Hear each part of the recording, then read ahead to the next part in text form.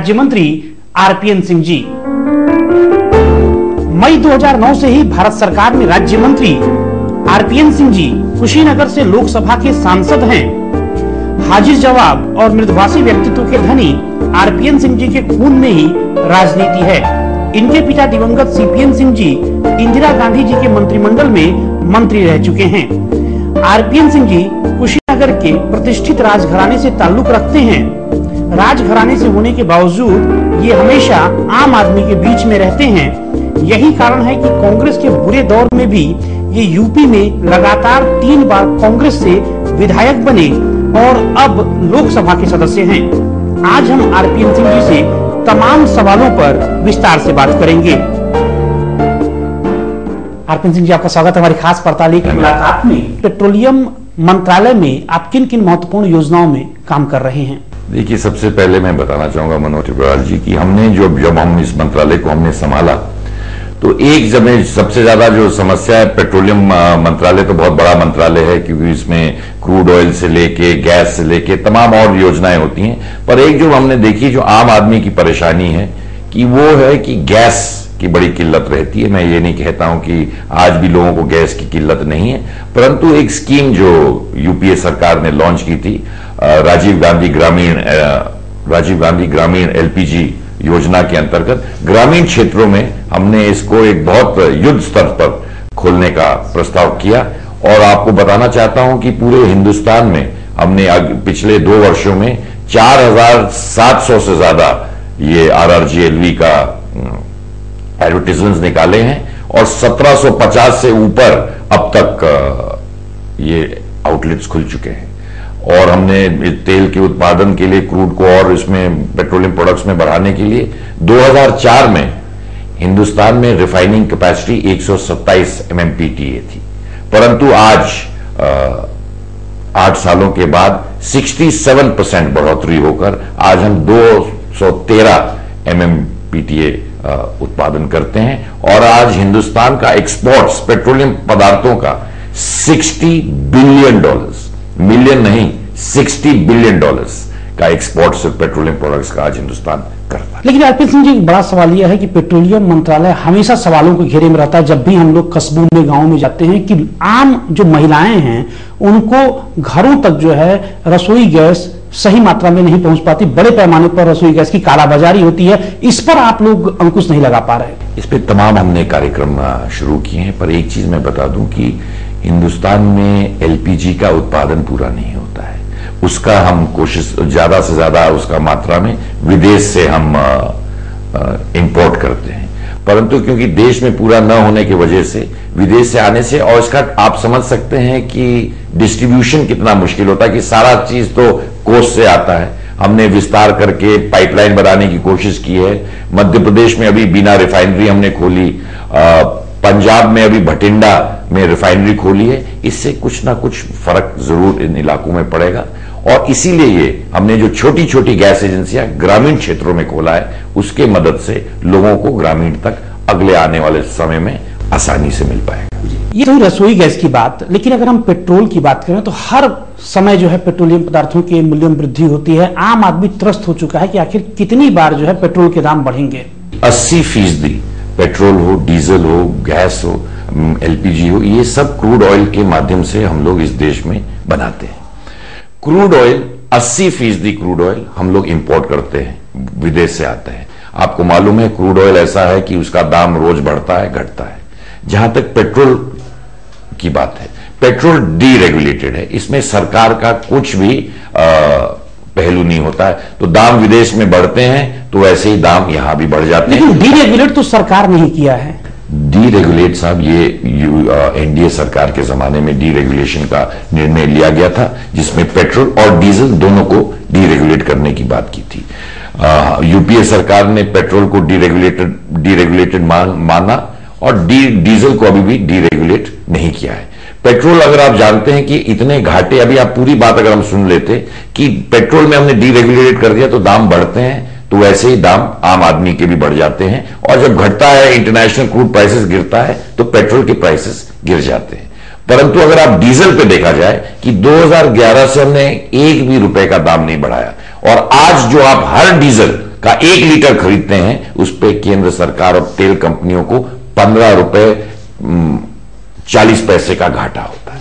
15 रुपए 40 पैसे का, और 1 लीटर मिट्टी तेल पर 29 रुपए से ज्यादा घाटा होता है। और जो सिलेंडर आप लेते हैं एलपीजी सिलेंडर, उस पर भी केंद्र सरकार 213 रुपए सब्सिडी देती है। तो वो मार हमने जनता तक नहीं पहुंचने दी है, और कोशिश हम करते हैं कि पर जाम इतने बढ़ जा रहे हैं, कितना एक सहन शक्ति भी केंद्र सरकार के पास है कि कितना हमने पिछले वर्ष 1,60,000 करोड़ सिर्फ सब्सिडी दी हमारी तेल कंपनियों को कि वो जीवित रहें। पेट्रोलियम मंत्रालय पर हमेशा से आरोप लगते रहे हैं कि अपने चहेते लोगों को जो है पेट्रोल पंप और गैस एजेंसी जो है बांटी जाती रही हैं।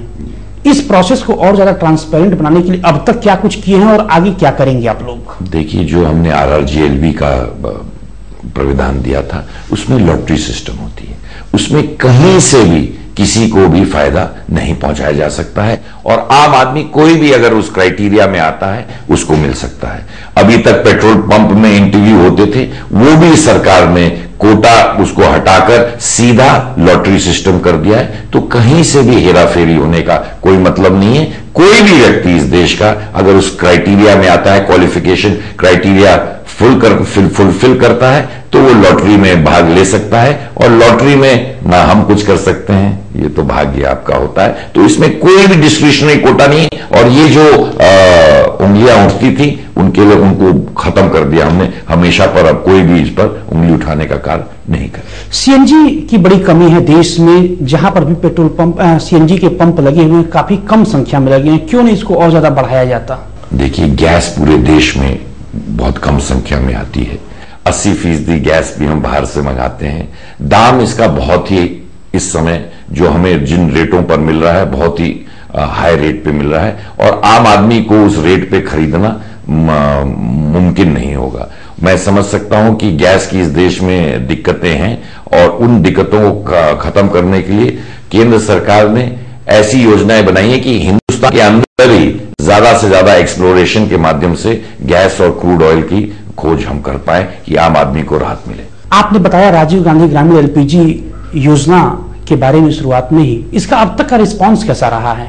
मैं समझता हूं साहब, मैं जहां से आता हूं, मैं तो पूर्वांचल से पडरौना से आता हूं, वहां गैस में बड़ी दिक्कत होती है। तमाम ऐसे लोग थे जिन्होंने आज तक, क्योंकि गैस की गांव तक पहुंचता ही नहीं था, ग्रामीण क्षेत्रों में खुलने से ये स्पष्ट रूप हो गया कि आम आदमी जो गांव में रहता है उस तक पहुंचाने का काम हमने किया है। क्योंकि आज भी आप देखते हैं कि गांव में या तो गोबर पे लोग सुखा के उसका चूल्हा में इस्तेमाल करते हैं, या तो लकड़ी का। दोनों चीज आज उस तरह में, उस मात्रा में मिल नहीं रही है। तो गैस के बिना एक तो पर्यावरण के लिए भी फायदेमंद रहेगा और लोगों की सुविधा के लिए भी फायदेमंद रहेगा। तो ये कार्यक्रम हमने चलाया है। और ग्रामीण इलाकों में, मैं जहां से आता हूं उत्तर प्रदेश में, तो हमने रिकॉर्ड RRGLV का इश्तिहार निकाले हैं। और एक मुलाकात में यहां पर क्योंकि एक छोटे से ब्रेक के लिए, ब्रेक के बाद भी देश के नौजवान नेता RPN सिंह जी से बातचीत जारी रहेगी।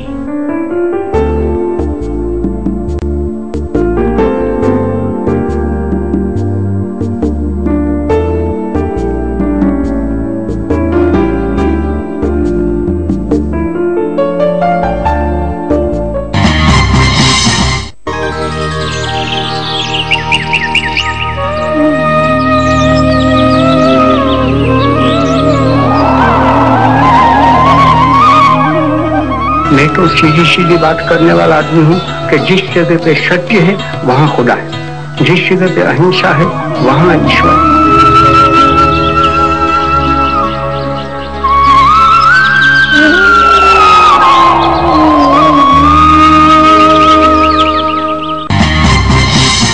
ब्रेक के बाद एक बार फिर आपका स्वागत है। एक मुलाकात में आज हमारे साथ हैं भारत सरकार के पेट्रोलियम और प्राकृतिक गैस व कंपनी मामलों के राज्य मंत्री RPN सिंह जी। RPN सिंह जी, अब हम कुछ राजनीतिक बातें करेंगे। आपको लगता है कि 2014 में आप लोग फिर UPA 3 बना पाएंगे? हमारी पूरी कोशिश रहेगी। हमने काम किया है और विश्वास है कि हमें जनता फिर से मौका देगी। मैं समझ सकता हूं, आज आप जहां भी टेलीविजन और अखबारों में देखते हैं तो लोग कांग्रेस ही पर उंगली उठा रहे हैं, पर इसलिए कांग्रेस पे उठा रहे हैं जिससे उम्मीद होती है उसी से निराशा होती है। कांग्रेस ने हमेशा इस देश की बढ़ोतरी में काम किया है। आज तमाम उंगलियां कांग्रेस और यूपीए पे उठ रही हैं, इसलिए है कि देश की जनता चाहती है कि और तेजी से इस देश में विकास हो। आप कह रहे हैं कि वापस आएंगे, लेकिन महंगाई, आतंकवाद, भ्रष्टाचार, हर तरफ पर, हर मोर्चे पर आप लोग घिरे पड़े हैं। एक ही झूठ को 100 बार बोलने से सच नहीं बन जाता है। भारतीय जनता पार्टी या दूसरी पार्टियां जो कांग्रेस पे उंगलियां उठा रही हैं, अगर हम उसको मौका, सब लोग समझते हैं प्रजातंत्र का मंदिर पार्लियामेंट होता है, संसद होता है, तो अगर भारतीय जनता पार्टी या दूसरी पार्टियों को लगता है कि कांग्रेस ने कुछ गलत किया, यूपीए सरकार ने कुछ गलत किया, तो उसकी चर्चा करके सदन में हमको क्यों नहीं पस्त करते हैं, टेलीविजन चैनलों पर, अखबारों पर, सड़कों पर, जहां प्रजातंत्र का मंदिर है संसद, उसमें क्यों नहीं प्रधानमंत्री या यूपीए सरकार को घेरने की बात करते हैं? क्योंकि उनको मालूम है कि अगर जब चर्चा होगी संसद में, देश जब देखेगा, दूध का दूध और पानी का पानी हो जाए। लेकिन जनता तो यह भी दिख रही है कि आप लोग संसद तक नहीं चलवा पा रहे और कोयला ब्लॉक आवंटन के मामले पर लगातार संसद ठप है। हमारे चलाने का मतलब भारतीय जनता पार्टी हर समय वेल में आकर हल्ला करे और संसद न चलने दे, तो आप बताइए हम कैसे चल सकते हैं? ये सवाल अगर आप हमारे विपक्षी दल से पूछते तो मैं समझ सकता, उसका जवाब आपको आसानी से मिल पाता। यूपी में भी आप लोगों ने खूब दावे किए थे कि हम लोग इस बार सरकार बनाएंगे, अच्छी पोजीशन में रहेंगे, लेकिन मिशन 2012 पूरी तरह से फेल हो गया। आखिर क्यों? देखिए, हमने उत्तर प्रदेश में प्रयास अच्छे किए, लोगों के बीच में हम गए, और ये लोगों ने, मैं स्वयं इलेक्शन कैंपेन में था, तो मैं आपको बड़े स्पष्ट रूप से कह सकता हूं कि 89 से कांग्रेस पार्टी सत्ता में उत्तर प्रदेश में नहीं है। इन कई सालों में कई इलेक्शन आए, वो 2002 का आया, वो 96 का आया, 98 का आया, पर कभी भी लोग कहते थे, लगता नहीं था कि कांग्रेस पार्टी उत्तर प्रदेश में चुनाव लड़ रही है। पर इस बार मुझे बड़ा गर्व है कि बड़ी मेहनत के बाद और बहुत लगन के साथ राहुल गांधी जी ने उत्तर प्रदेश में चुनाव लड़ा और लड़ाया हम सबको, और उनके कैंपेन के आधार पर सब लोगों को, पूरे उत्तर प्रदेश और पूरे देश को और आप लोगों को भी लगा कि सचमुच में कांग्रेस इस बार उत्तर प्रदेश में लड़ रही है। पर एक चीज मैं कहता हूं, परिणाम जो हमें लगे वो नहीं आ पाए, परंतु चुनाव में लगे रहता है। और आप अगर देखेंगे कि परसेंटेज ऑफ वोट बढ़े, सीटों पर इतनी बढ़ोतरी नहीं हो पाई, पर मुझे ये लगता है कि उत्तर प्रदेश की जनता को अब सचमुच में लगा कि राहुल गांधी उत्तर प्रदेश में विकास करना चाहते हैं, और उत्तर प्रदेश जब तक विकसित नहीं होगा, जब तक देश विकसित नहीं हो सकता। आप नौजवान हैं और खुद यूपी यूथ कांग्रेस की अध्यक्ष भी रह चुके हैं, बावजूद इस बार यूथ जो है इस बार के चुनाव में कांग्रेस का साथ नहीं खड़ा दिखाई दिया। आखिर क्यों? देखिए, शुरुआत में तो यूथ राहुल गांधी के साथ देश का यूथ है ही। मैं समझ सकता हूं कि जो समाजवादी पार्टी ने आकाश की बात की, टैबलेट की बात की, भत्ता की बात की, वो एक बहुत आकर्षित किया नौजवानों को, कि उनको लगा कि तत्काल हमको कंप्यूटर मिल जाएगा, भत्ता मिल जाएगा। वो एक ऐसा मैनिफेस्टो में जो समाजवादी पार्टी ने चलाया नौजवानों को अपने तरफ खींचने का, उसका मैं समझता हूं एक बड़ा असर नौजवानों पर रहा, कि उनको लगा ये तत्काल हमको अगर ये सरकार आएगी तो मिल जाएगी। तो मैं समझता हूं वो एक कारण, मैं समझता हूं उत्तर प्रदेश में एक जरूर रहा। और मैं समझता हूं और भी, क्योंकि समाजवादी पार्टी का ग्रास रूट पे पकड़ है, और मैं समझता हूं संगठन ढांचा उनका मजबूत होने के कारण थोड़ा फायदा उनको। 2014 की तैयारी चल रही है, आपने यूपी में कांग्रेस का अध्यक्ष भी बदल दिया, निर्मल खत्री जी को बनाया है, क्या लगता है कुछ लाभ मिलेगा इसका? देखिए, अगर आप लोकसभा की बात करेंगे, पिछले बार भी जब विधानसभा का चुनाव हुआ था, देखिए एक चीज पूरे देश में बहुत साफ तौर से साफ है कि विधानसभा के चुनाव और लोकसभा के चुनाव, इनके परिणाम हमेशा अलग होते हैं। देश की जनता ये समझ चुकी है कि प्रदेश में किसको जिताना है, लोकसभा में किसको जिताना है, किसका कौन नेतृत्व करेगा। अगर पिछले बार भी आपने देखा होगा तो उत्तर प्रदेश में हमारे पास 22 ही सीटें थी, परंतु लोकसभा में हम विधायकों से ज्यादा संख्या में सांसद बन के आए थे। इस बार लोकसभा में हमारे 26 प्रत्याशी हो गए, विजयी प्रत्याशी हैं। मुझे लगता है कि लोकसभा में हमारा फिर जो 2014 में चुनाव होगा मुझे पूर्ण विश्वास है कि कांग्रेस फिर बहुत बेहतर करेगी और निर्मल खत्री जी कांग्रेस के पुराने सिपाहीसलार रहे हैं, वरिष्ठ नेता हैं और पुराने कांग्रेस के समय से चले आ रहे हैं। मैं समझ सकता हूं सारे कांग्रेसियों को साथ ले जाके कांग्रेस का भविष्य उज्जवल जरूर उत्तर प्रदेश में करेगा। यूपी से आप काफी नजदीक से जुड़े हुए हैं, मायावती की भी सरकार आपने देखी और अब अखिलेश यादव की सरकार देख रहे हैं। दोनों सरकार की यदि तुलना करें तो क्या लगता है अखिलेश सरकार मायावती सरकार की तुलना में किस तरह का अब तक का काम कर रही है? बहुजन समाज पार्टी को उत्तर प्रदेश की जनता ने 5 साल का पूरा समय दिया और उन्होंने देखा कि उन्होंने क्या खोया और क्या पाया।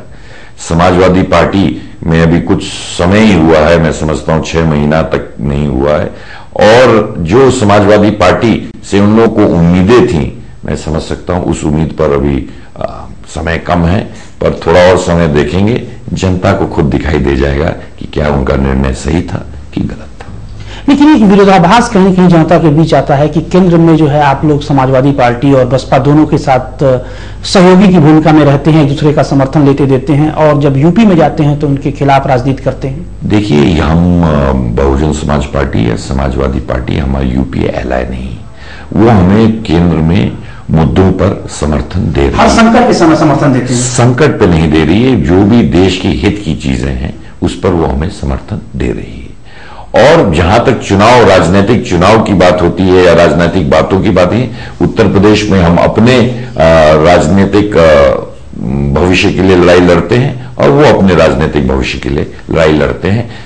ये सरकारों में आज नहीं, पहले से देखा जा रहा है। कोई नई बात आज नहीं हो रही है कि ये लोग हमको यहां समर्थन दे रहे हैं और बाहर पे समर्थन दे रहे हैं। कई लोगों ने भारतीय जनता पार्टी को, जब एनडीए सरकार था, कई पार्टियों ने बाहर से भी समर्थन कई मुद्दों पर दिए थे। और एक मुलाकात में यहां पर रुकेंगे, एक और छोटे से ब्रेक के लिए, के बाद भी युवा नेता आरपीएन सिंह जी से यह बातचीत जारी रहेगी।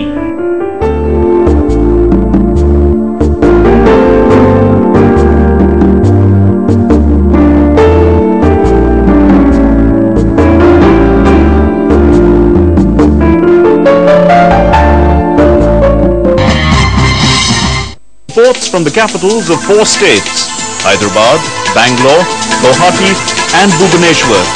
News, views and analysis. State Scan, Monday to Friday, 10:30 a.m. only on DD News. Break के बाद एक बार फिर आपका स्वागत है। एक मुलाकात में आज हमारे विशेष मेहमान हैं भारत सरकार के पेट्रोलियम और प्राकृतिक गैस व कंपनी मामलों के राज्य मंत्री आरपीएन सिंह जी। आरपीएन सिंह जी, आप पूर्वी उत्तर प्रदेश से आते हैं, लंबे समय से आप मंत्री हैं, मई 2009 से ही, लेकिन आज तक पूर्वी उत्तर प्रदेश की जो बड़ी समस्या है बेरोजगारी की, वह दूर नहीं हो पा रही है। इंडस्ट्री जब तक पूर्वांचल में नहीं आएगी, पूरे उस इलाके में जब तक नहीं आएगी, मैं समझ सकता हूं कि तब तक पूर्वांचल या वो इलाका आगे नहीं बढ़ सकता है। पर वो आगे तभी बढ़ पाएगा, पूर्वांचल का इलाका तभी बढ़ पाएगा जब इंफ्रास्ट्रक्चरल डेवलपमेंट इन एरिया में होगी, सड़कें होंगी, ट्रेनें होंगी, बिजली होगा। जब तक इंफ्रास्ट्रक्चरल डेवलपमेंट पूर्वांचल का नहीं होगा, कोई व्यापारी या कोई बिजनेस हाउस क्यों पूर्वांचल की तरफ आएगा। मैं इससे पहले, जैसे कि आप जानते हैं, मैं रोड्स में था, रोड और हाईवे ट्रांसपोर्ट में था, तो मैंने पूर्वांचल में सड़कों को बनाने की कोशिश की। पेट्रोलियम पदार्थ का मंत्री बना हूं तो पेट्रोलियम पदार्थों का वहां काम किया जा रहा है। और जो सबसे जरूरी चीज सिर्फ पूर्वांचल के लिए नहीं, बिहार के लिए, उड़ीसा के लिए, झारखंड के लिए, जो अगर आप देखेंगे जो पाइपलाइन है, गैस की पाइपलाइन पूरे देश में है, तो इस तरफ कोई भी पाइपलाइन नहीं है। और इन सड़कों पे हल्दिया से लेके जगदीशपुर की एक पाइपलाइन की बहुत जरूरत है।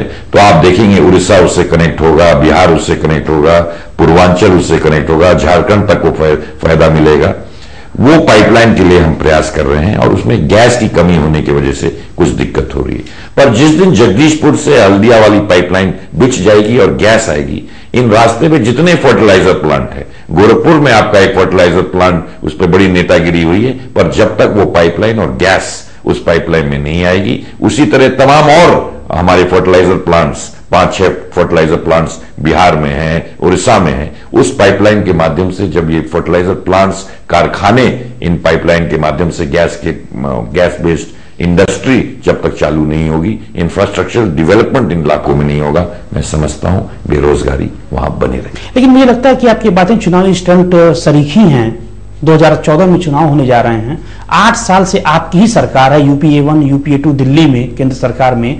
8 साल से आप गोरखपुर का खाद कारखाना नहीं स्टार्ट कर पाए और अब सिर्फ 1.5 साल बचे हैं चुनाव में। क्या लगता है कि इससे पहले जो है गोरखपुर का खाद कारखाना चालू हो पाएगा?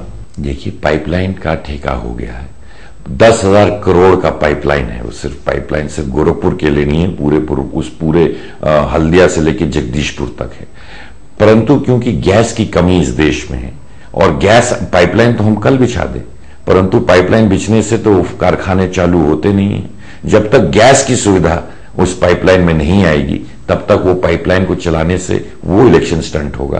परंतु गैस अगर हम उस पाइपलाइन में दे देंगे तो सचमुच में जो 5 या 6 उस इलाके के फर्टिलाइजर प्लांट्स हैं वो सब चालू हो जाएंगे। और हमने कभी भी इलेक्शन स्टंट के लिए काम नहीं किया, नहीं तो पाइपलाइन का काम हम कल ही चालू करवा देंगे, वो भी एक स्टंट होता।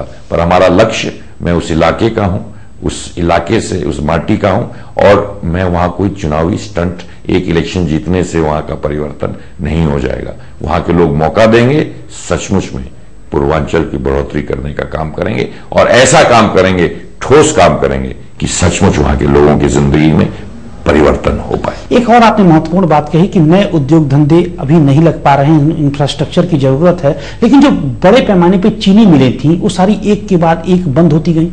चीनी की जो नीति प्रदेश सरकारों की है, ये सवाल अगर उनसे पूछें, हम तो जेल तक गए हैं। चीनी फैक्ट्रियां जब बंद हुई थी हम तो 1 हफ्ता जेल में तक रहे हैं। पर हम देखते हैं जिस जनपद से नहीं आता वहां तमाम चीनी फैक्ट्रियां थी।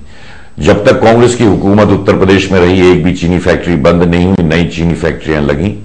परंतु आज हम सबको मिलकर चीनी फैक्ट्रियों को फिर से, क्योंकि किसान पूर्वांचल में सबसे ज्यादा, आज तो पश्चिम में भी बहुत लोग गन्ने का उत्पादन कर रहे हैं, तो किसानों के हित में हम सबको मिलकर चीनी उद्योग को फिर से आगे लाने की जरूरत उत्तर प्रदेश। आपने कहा कि पूर्वी उत्तर प्रदेश की बेहतरी के लिए यातायात के संसाधन भी होने चाहिए। पूर्वी उत्तर प्रदेश के महाराजगंज जिले में आजादी के 65 साल बाद तक जनपद मुख्यालय पर रेलवे लाइन तक नहीं है। आपको ये मैं बताना, आपको खुशी होगी, मैं समझ सकता हूं, आप क्योंकि महाराजगंज के हैं। पडरौना में भी आज तक बड़ी लाइन नहीं जाती थी। बड़ी खुशी की बात है कि आज बड़ी लाइन पडरौना से गुजर के जाती है। महाराजगंज में भी प्रस्ताव है और पूरे पूर्वांचल को, सिर्फ महाराजगंज क्यों, पूरे पूर्वांचल को हम तो सड़क से भी कनेक्ट करना चाहते हैं, रेलवे से भी कनेक्ट करना चाहते हैं। और एक हाईवे हमने निकाला है जो कुशीनगर से होकर सीधे सीतापुर होते हुए निकलेगा, जो महाराजगंज के जनपद से जाएगा। तो मैं समझ सकता हूं ये चीजें, इंफ्रास्ट्रक्चर डेवलपमेंट प्रदेश सरकार को और केंद्र सरकार को मिलकर इन इलाकों में इंफ्रास्ट्रक्चर डेवलपमेंट करना चाहिए कि हमारे लोगों को वहां ज्यादा से ज्यादा रोजगार मिल सके। एक और महत्वपूर्ण सवाल है जापानी इंसेफेलाइटिस का, स्वास्थ्य सुविधाओं से जुड़ा हुआ है। पूर्वी उत्तर प्रदेश और उसके साथ में लगा हुआ बिहार और नेपाल तक के गरीब मासूम बच्चे हर साल बड़ी संख्या में जापानी इंसेफेलाइटिस की चपेट में आते हैं। खुद आपके नेता राहुल गांधी जी 2 बार गोरखपुर मेडिकल कॉलेज का दौरा कर चुके हैं। बावजूद इसके अब तक जापानी इंसेफेलाइटिस की समस्या का ठोस समाधान नहीं निकल पाया है और हर बार बच्चे मर रहे हैं। क्यों? बिल्कुल आपकी बात सही है।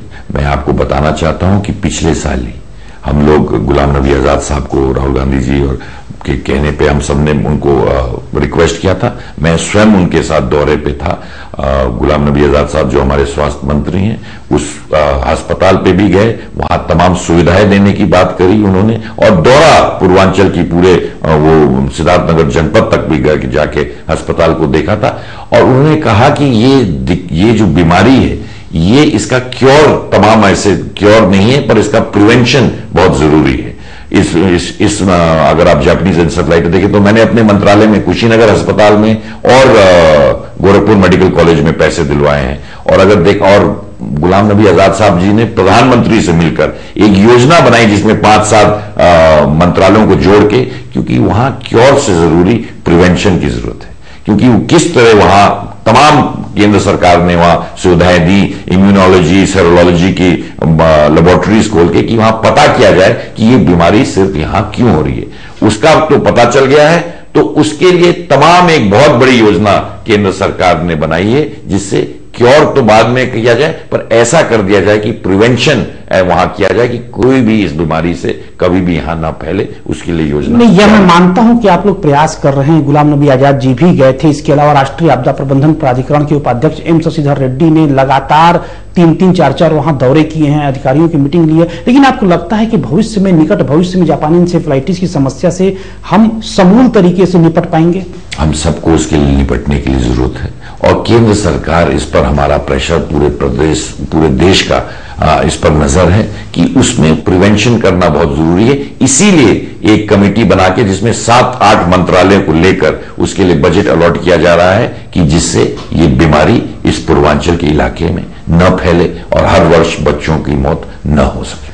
आखिरी सवाल मेरा है, आपके संसदीय क्षेत्र कुशीनगर से भगवान बुद्ध का गहरा नाता है। अपने संसदीय क्षेत्र के विकास के लिए आप क्या कुछ कर रहे हैं? साहब, मैं अपने मुंह से नहीं कहना चाहूंगा। मेरी प्रयास रहा है, सड़कों का जाल मैंने बिछाया, वहां मैंने सुविधा, मेडिकल कॉलेज जैसी सुविधाएं अपने सरकारी अस्पताल में देने की कोशिश की। जैसे आपको अभी बताया मैंने कि 60 साल हो गए कि कनेक्शन रेलवे से नहीं था, बड़ी लाइन पडरौना तक पहुंच गई है जो बिहार तक निकलती है।